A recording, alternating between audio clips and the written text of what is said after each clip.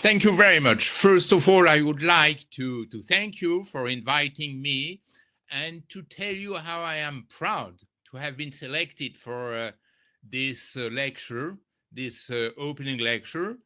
I would also add my friendship to convey my friendly messages to Kuwait. I had the privilege to visit Kuwait twice in my life when I was invited by the French embassy, and I had there many contacts and exchanges with my colleagues. And you know that Kuwait is in my heart, and it's for me a very good opportunity for renewing this friendship. I also apologize for the delay because, you know, as an old man, I am not very used to work with computers, and I face some difficulties for connecting myself, but now everything is okay. I hope that it is really okay. And so I can start my lecture. My lecture, as you know, deals with global security as a challenge to the new international order. You know, with the COVID-19, we were facing a new kind of security and a new kind of threat. This new kind of threat is what I call here global threat. And the main issue which is at stake by now in the international order is how to define this new security, which is the global security. This new security is a real challenge because I will point that the international system is a little bit reluctant to this new kind of security. And even people are not able to understand precisely what it does mean. And so I think that we need a clarification. We need to know what is exactly this global security, how to promote it, and how to solve the new problems that we are facing in our current world. I mentioned the COVID-19, but COVID-19 is not the only issue which is at stake. Global security, as we will see, is also including many other new securities: environment security, health security, food security, economic security. All these securities are quite new if we consider the classic theory of international relations. Now, let's keep in mind that the traditional international order and the traditional international system was made of interstate competition. At the very core of the traditional international order, we can find state competition. This state competition was fueling the old and traditional notion of security. And this was perfectly not only described, but even invented by the great British philosopher Thomas Hobbes. Thomas Hobbes is the real inventor of our political and international modernity. So we have to spend some minutes for understanding what Hobbes was meaning when he wrote the Leviathan, is, as you know, major book. In the Leviathan, Hobbes described state competition as a gladiator struggle. And in the mind of Thomas Hobbes, the world order was constituted by an addition of sovereigns. These sovereigns were granted the security of individuals. But if a state is sovereign, who is able to control its international action? If it is sovereign, it is free to act. And so the idea, the main hypothesis of Thomas Hobbes was to say that in the new international interstate order, the states didn't have any choice but to compete by using force. That's why in the Hobbes vision, war was the main principle, the basic principle of the international order, and is a little bit fearful to say that war is functional, is a function of the international order. International order needs war.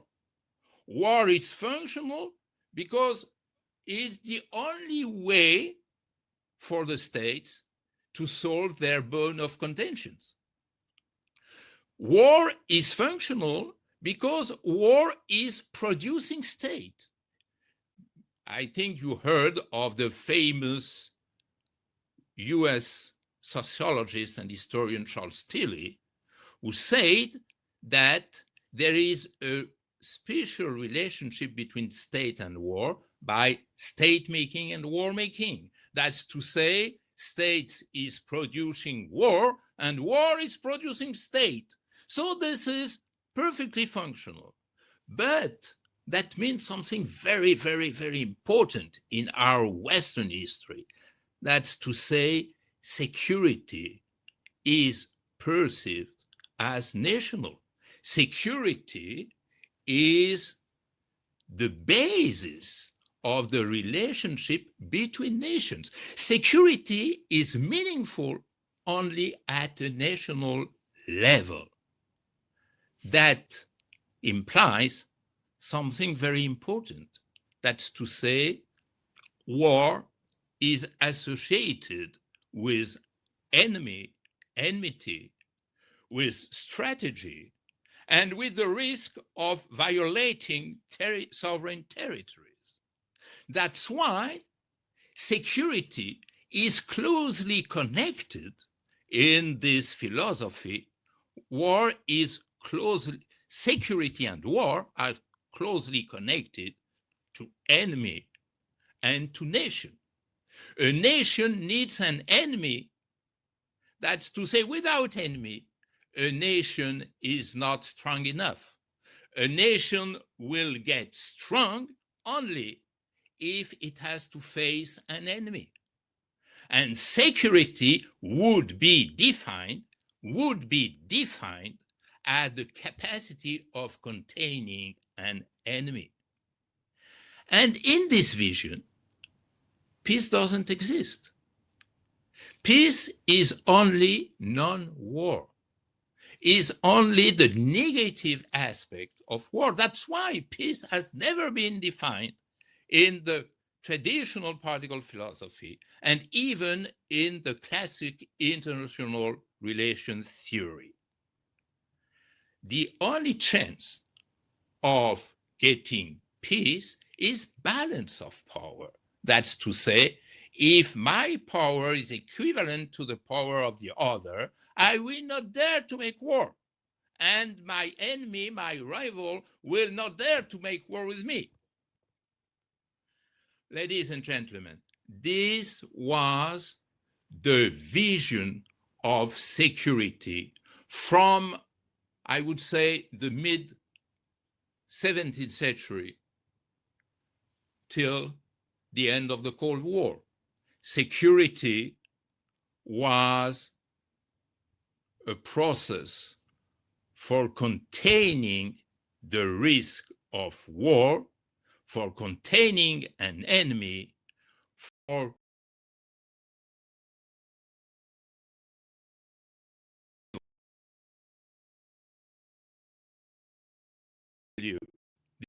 now is over.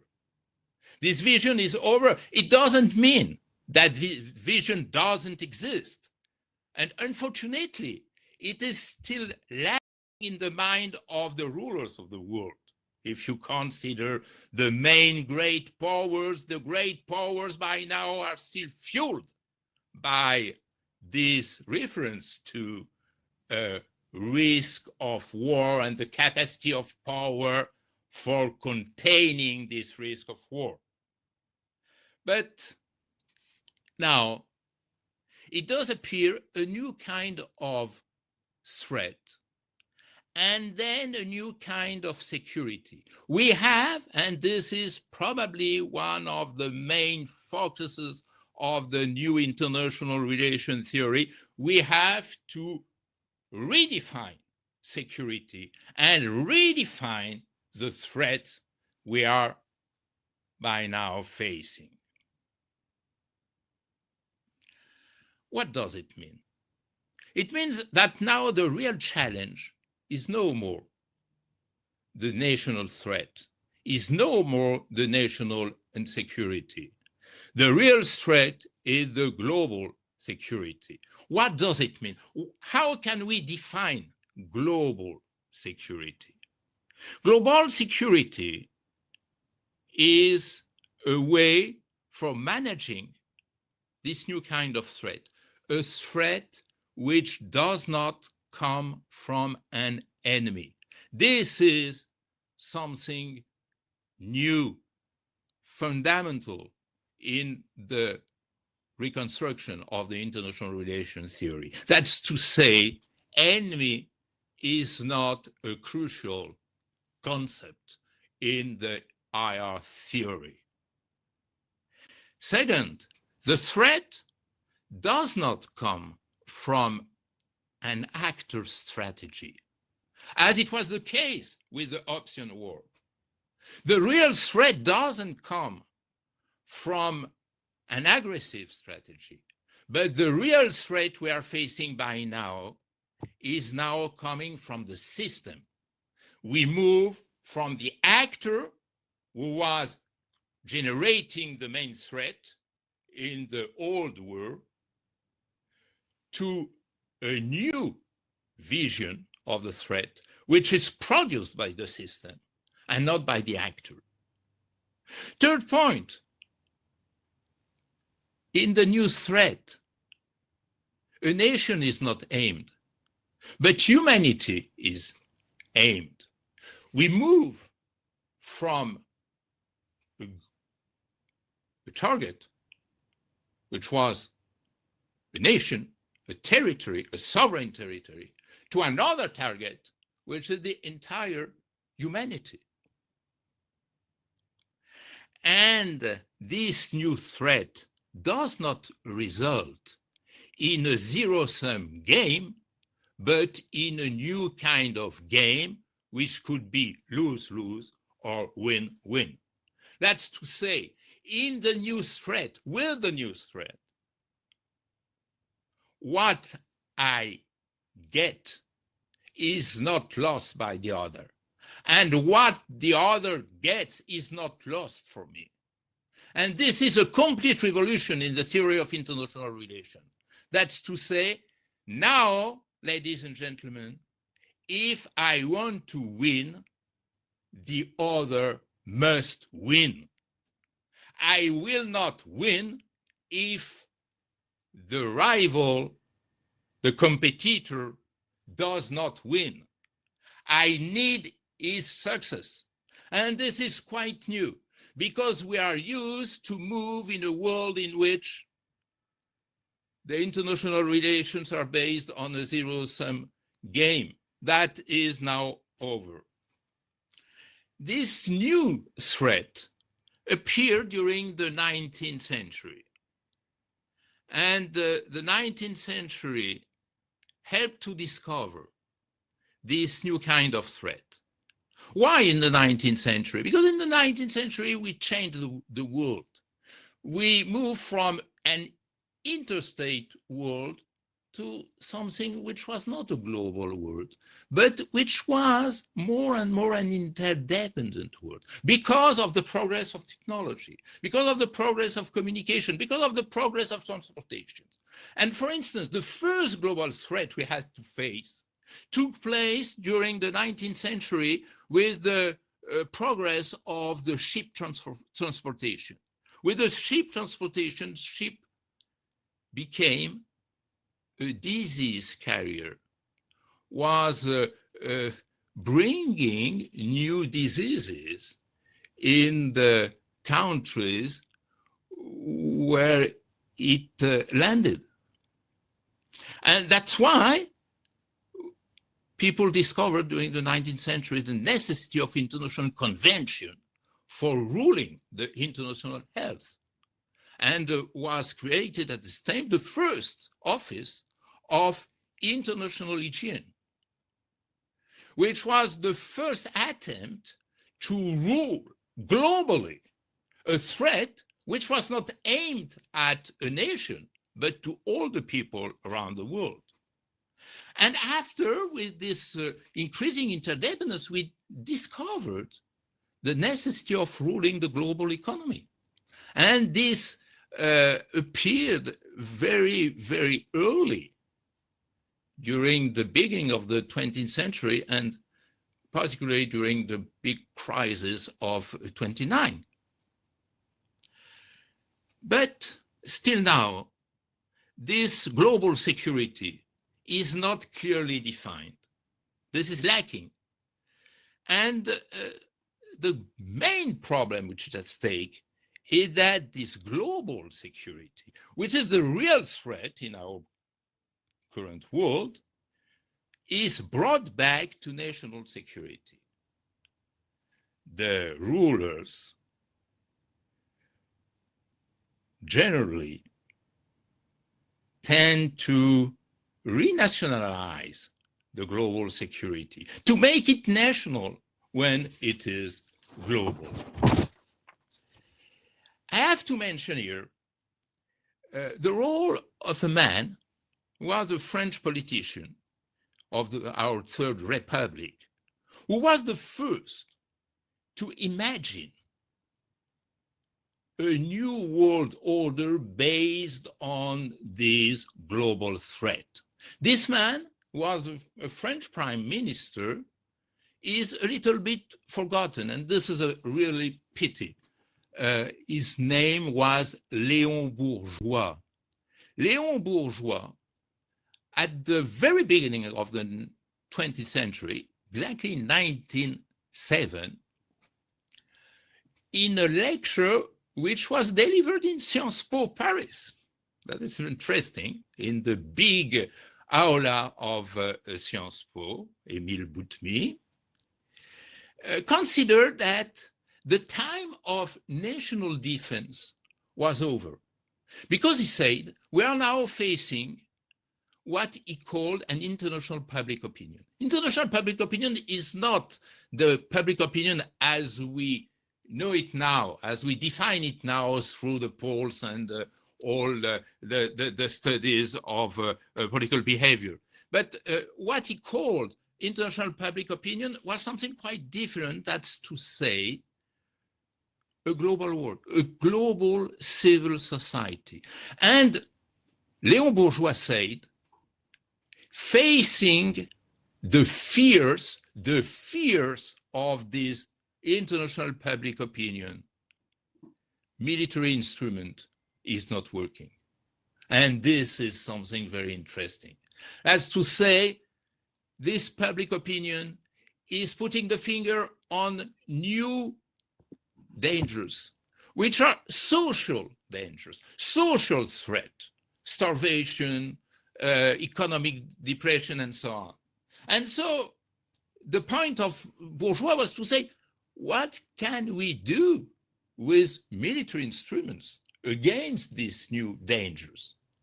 And that's why he was the first in the world to promote a League of Nations for that.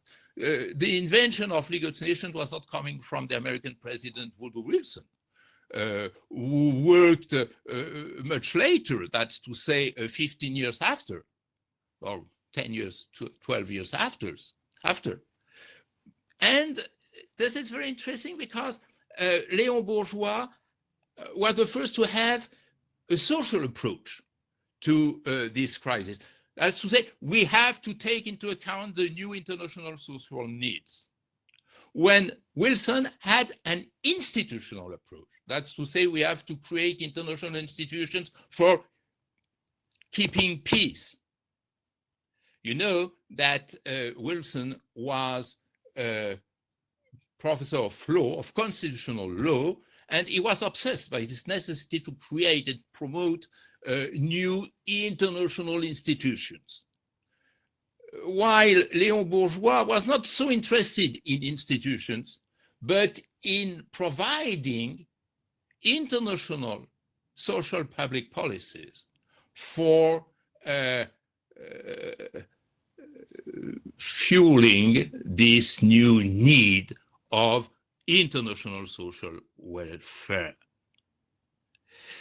During the 19th century, this global security was more and more considered. It has, of course, an increasing importance, while it was very poorly institutionalized. Some new factors gave priority to global security on national security. I will mention decolonization, because decolonization created many new states which were not committed to the Westphalian order. That's to say, this European international order coming from the Westphalia peace. And these new states were much more interested in solving social tensions and social crises inside their own societies. The second factor was the depolarization, because bipolarity was freezing this new order of interstate security, USSR versus USA. With depolarization, power got powerless, because there was such a discrepancy between the great powers and all the new states that power was not really working. And of course, the main factor of transformation of the world was globalization. Globalization, you know, is very difficult to define, but I would say that globalization has three symptoms: inclusion of all the states in the same ship, interdependence, and interdependence, as you know, is substituted to sovereignty and mobility. And so globalization, ladies and gentlemen, was creating a new world order, was creating a new social system, an international system. An international social system was the first international social system. Some authors mention global civil society, and this new international system was the most uneven, the most unequal which ever existed in the history of mankind. You know that inequality in the Gini index is now, for the world, at about 0.65, which is higher than it was ever in the history of the statistics. And so something very, very, very important happened. That's to say that now in this new global world, social issues are much more important than military issues. That's why I say that we are living a fantastic trend. That's to say the disparition, the decline, the decay of geopolitics. That's to say, if you take into account the international agenda, at the top of this agenda, we don't find the Iranian missiles or the Korean missiles, but starvation. You know that starvation is killing 9 million people every year, much more than terrorism, much more than terrorism. But climate change and the environment crisis is killing 8 million people per year. 8 million people per year. And if you take into account health security, beyond the COVID-19, you have to take into account that, for instance, malaria was killing 500,000 people per year before the present health crisis we are living. That's to say, the main risk for the mankind does not come from the states, does not come from the power competition, does not come from the traditional war, does not come from terrorism. That is not correct. The real risk is coming from this global threat.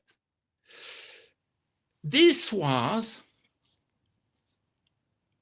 conceived and perceived by some very distinguished scholars in the world, and I would mention particularly two of them: the Indian Nobel Prize Amartya Sen and the Pakistani economist Mahbub al-Haq, who prepared the very famous report of the UNDP, which was published in 1994 and entitled For Human Security. What is human security? Is another word for global security. And the definition given by the UNDP is very simple, to say that we have to free people from fear, freeing people from fear. This is the main issue. But the problem is that even if the Secretary Generals, and particularly Boutros Boutros-Ghali and Kofi Annan, highlighted this new risk, this new threat. And you have, for instance, to have a look on the very famous Kofi Annan speech on the Millennium Declaration. And after the Millennium Development Goals, which were elaborated by UN at this time, and after in 2015, Ban Ki-moon elaborated the famous Sustainable Development Goals. All of them are in the line of this new threat and this new global issue. But there is a strong resistance from where? From the powers, and particularly from the Security Council. Could you imagine, ladies and gentlemen, that food security was examined for the first time in 2018, exactly May 2018. That's to say, more than 70 years after the creation of UN. And it was only for denouncing starvation as a weapon in the war. The health security was only considered by the Security Council in 2000 about AIDS, and the risk of that AIDS triggered in the peacekeeping operation. And environment security was always kept away from the agenda of Security Council. And may I tell you that in January 2019, the Russian ambassador, Mr. Vasily Nenvezia, declared at the Security Council that considering climate change in the Security Council would be excessive and counterproductive. Can you imagine? So we are now facing a very grave split between the new international order and the old and traditional international institutions, which are still connected to the old definition of security and ignores the new challenges of the global security. For instance, when the COVID-19 was discussed last March in the Security Council, the members were not able to agree on a robust resolution. I am very close to my conclusion, for pulling your attention on two very important points. Global threat is a threat per se, is a threat as such. But global threat is also an indirect threat, as global threat is now the main factor of the new wars. The new wars which take place in Middle East or in Africa, in Sahel, in Congo, in Somalia, for instance, are not the result of a power competition. Now war is no more a power competition.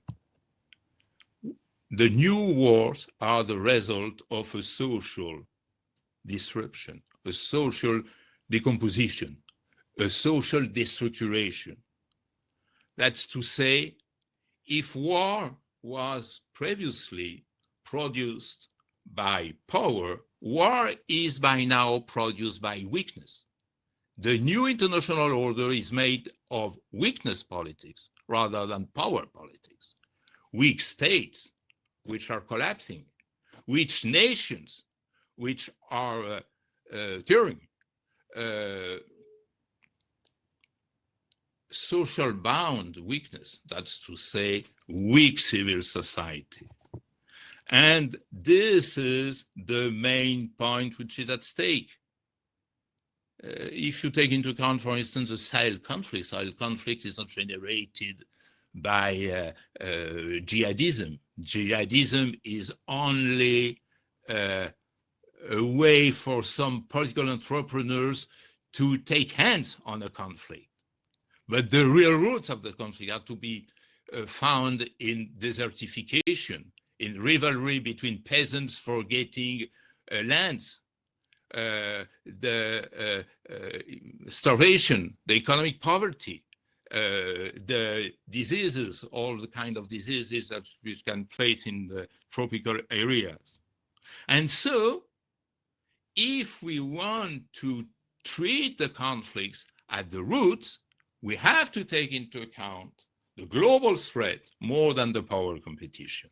And my last point is to say that the real risk is that the rulers are blind, especially all power rulers, who consider that the world didn't change and that the world they are now ruling is the same as the world which was the world of the Vienna Congress or the 19th century.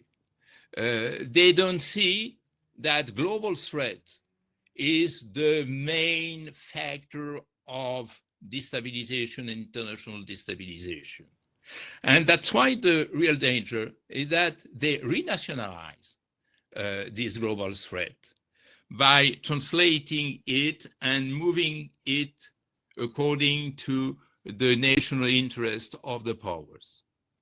This repowerization of the world, when weakness politics is dominating, is probably the greatest danger we are facing. Ladies and gentlemen, I thank you very much for your time. This was very interesting. You can hear me, Professor, yes? Yeah. Yes, just as a good time when you say interesting. We have 9 minutes left and many questions. I received some in the private chat and we received some in the public chat. We have a very interesting intervention by Dr. Hisham Al-Awadli, our good friend. And he wonders, and this isn't really a question, but it's worth reading out very quickly. You know, it says, one based on this wonders why the traditional order generated so many ideologues and theoreticians, including Hobbes and others, while the new global threat, despite its seriousness, has not produced as many theorists, unlike traditional international relations theories. And then he goes on, I will perhaps allow him, and I can send this maybe to you for feedback. There are two questions, and I have a short question myself. One, they both are related to the 21st century, forward-looking, right? We have a Dalal asking about social media, specifically the increase in widespread misinformation, right? And how that affects, or if there's a global security lens to that. And the other one is about diplomatic utopia in the 21st century. You know, Professor, before I, so we have why don't you please try to tackle these, and then I will lump the last two questions together. Well, first, that's true that we don't have new IR theories, but when Hobbes appeared in the 17th century, the new interstate order existed since 2 centuries. That's to say, Hobbes came 2 centuries after the break, after the change, after the Renaissance. And so, you know, the philosopher is much more working on the world he is observing than imagining a new world. So we have to be patient. But there are new theories. For instance, in the United States, you have a very important higher scholar with Ned Lebo, and Ned Lebo pulled our attention on this point. Or before him, James Rosnow explained that we are now moving from an interstate world to a transnational world. But anyway, you're right. That's to say we have to wait for a global construction. But people are so obsessed by the old and traditional higher theory that there is a kind of a containment of the new streams in the discipline. Now, the utopia, this is a very interesting question about the diplomatic utopia for the new century. First, I would say that it's not totally an utopia, because the key word that I didn't use, because I needed time for elaborating, is the concept of global governance. That's to say, we are slowly moving to a new world of global governance. Global governance doesn't mean global government, but it doesn't mean abolition of the states and the decline of the states, but redefinition of the state participating in a global governance. And this global governance by now exists. If you can, for instance, fly, you could fly before the COVID and use airplanes, because there is a very sophisticated global governance of air traffic. If it's possible to have a global governance for air traffic, why don't we have a global governance for health security or migration or environment security? That's to say, the problem is not inventing new institutions. The problem is the resilience of the states and the resilience of sovereignty. This is the main point.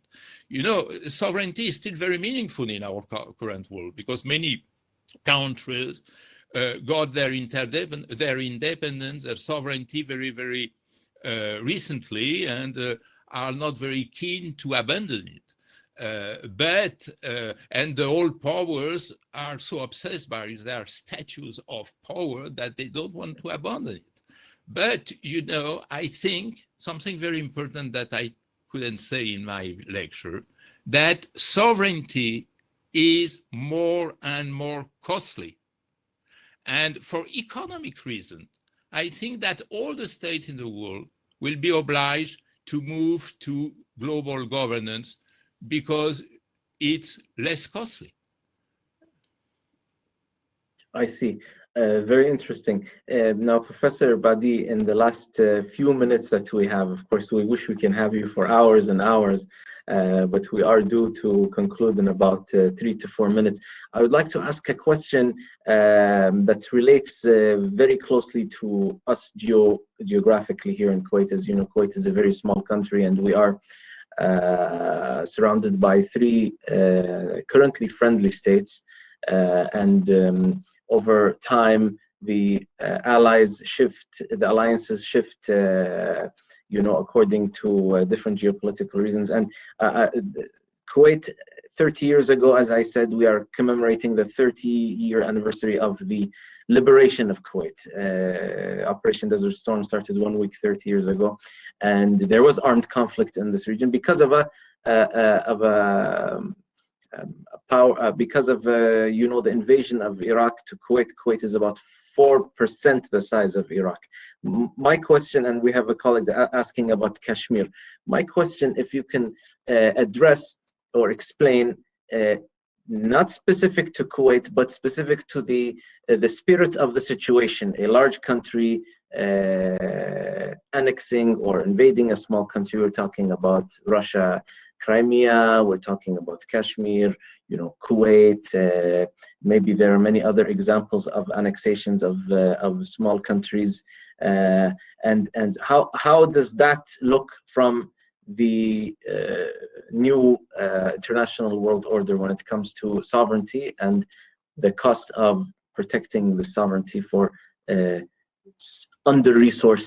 militarily under-resourced population small countries? I have 3 good news to bring you. The first one is that size is no more relevant in international relations. Previously it was. And Russia was considered as a power because it was one of the hugest states in the world. But as Susan Strange, the British economist Susan Strange mentioned, big size is now a constraint more than an opportunity. And if you take into account, for instance, Singapore is one of the smallest states in the world and probably one of the most performant, and is probably one of the centers of the new world. Second, alliances are over. Alliances were meaningful in an Hobbesian vision. That's to say, in a vision based on national security. For protecting my own national security, I have to become allied with another, with a partner, and so on. But now, the real problems are global problems, not national problems. And facing global problems, you have to substitute partnership to alliance. And this concept of partnership has not been really worked, and that's a pity. That's to say, how to participate in a global movement. When you have to participate in a global movement, you don't make alliances with the other. And if you take into account, for instance, the region, I don't like Mr. Putin, but Mr. Putin was very skillful because he understood that working with new regional powers, Iran and Turkey, was much more fruitful than concluding alliances or fighting against an enemy. That's to say, in this triangle, Iran, Turkey, and Russia, none of them is in accordance with the others. They have completely different visions, but they are working together. Working together is partnership, is the new kind of behavior. And personally, I appreciate the foreign policy of Kuwait, which is wise in the Gulf, paying attention not to go too far in military alliances and to keep a balanced attitude among all the neighbors in the Gulf, if I may. And the third good news is that invasion does not work. You are the right example of that. That's to say, Kuwait invasion in 1990 is the only, I say only example of a Security Council success.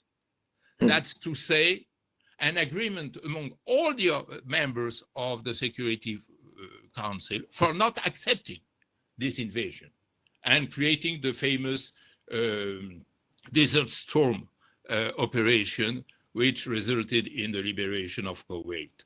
But behind that, that's to say the end of the military era, and military era doesn't work in Yemen, doesn't work in Palestine, doesn't work in Syria, doesn't work in Iraq, doesn't work in Afghanistan. And beyond that, there is something very, very, very important, is that now social movements and social pressure are much more efficient than military action.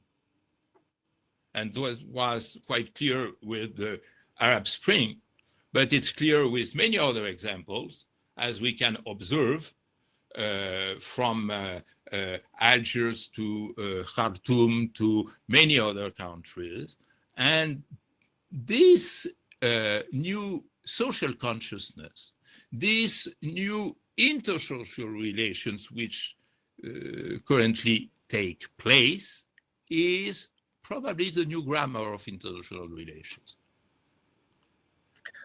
Thank you, Professor Badie. We have more interesting questions, but we have to stick to our time. I also have an interesting question from our good friend, Mr. Manaf Al-Hadri, who's very supportive. I will copy and paste it, and send it to you by email. Perhaps we can spark a conversation online. So, Mr. Manaf, if you allow me, we must conclude. And I will share the thanks, the gratitude of the Kuwait Foundation for the Advancement of Sciences, your friends here in Kuwait, and the Kuwait program at Sciences Po. Professor Badie, it's your valuable time is much appreciated, and I thank you very much. And please do be safe in these very uncertain times. Inshallah. May I add something that, please, of course, Professor. My great pleasure would be to welcome all the questions from the audience through emails. And of course, I am committed to reply to these questions with great pleasure.